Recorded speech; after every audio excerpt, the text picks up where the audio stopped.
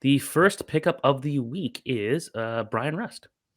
Yes, Brian Rust. I'm leaning a little bit toward the Pittsburgh Penguins, even though they don't have a massive remaining slate of games.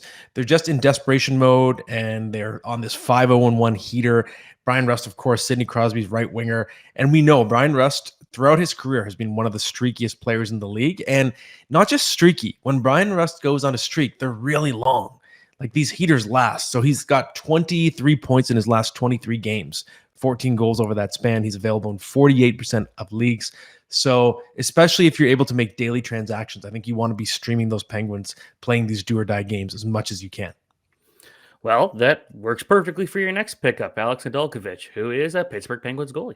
Yes, and you have to stay very on top of this one. Alex Nedeljkovic available 77% of leagues, and we know he has been the key to this late surge from the Pittsburgh Penguins. Sidney Crosby, of course, has as well, but Nedeljkovic was 6-0-1 with a 926 save percentage in the 7-game run heading into the loss to the Toronto Maple Leafs on Monday.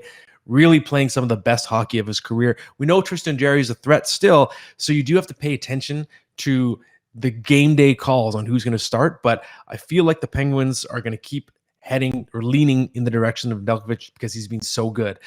So to me, it's almost like you don't necessarily have to start him, but I think he should be at least on your bench because if he's playing at such a high level right now, he could actually move the needle for you in your final fantasy matchups or your final push in the goaltending categories if you're in Roto.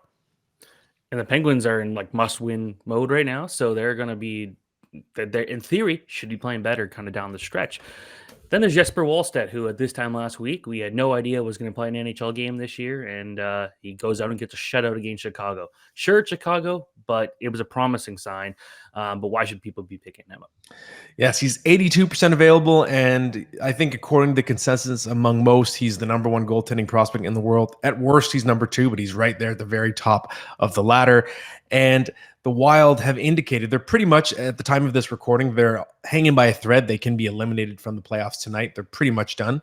And the Wild do want to give him an extended look to finish off the season because Marc-Andre Fleury, of course, is an unrestricted free agent, and it looks likely that he's going to retire. So you could see Wallstedt get multiple additional starts down the stretch, and he flashed that ability, like you said, coming in. Yes, it was Chicago, but it's still an NHL team, I think. And he picked up a shutout. He's just got everything. He's got all the tools, the size. He's just going to be a star in this league, and he's going to get an extended look next season. But right now, he's someone you could ride, you could stream down the stretch for a difference-making start. Okay. I really like it. I'm a big fan of Wallstedt. He's, like you said, one of the best goalie prospects in the world right now, no question about it.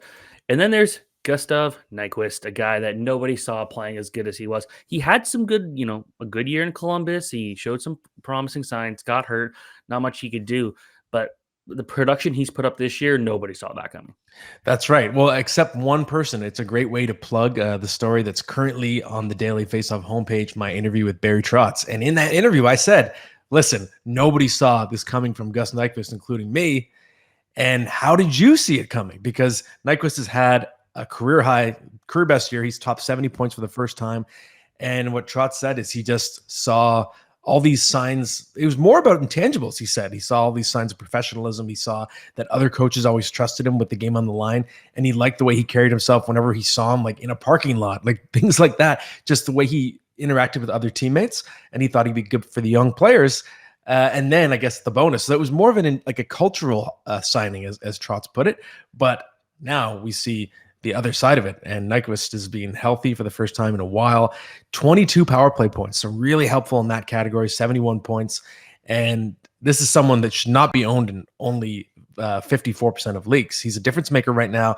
The Predators, they are at the time of recording about to clinch a playoff spot. He's on that top line, which has been really good this season with Phil Forsberg, of course. So, and Ryan O'Reilly. So I think Nyquist, you need to treat him as more of a frontline player and someone that can actually turn the tide in your matchup, especially in head-to-head down the stretch.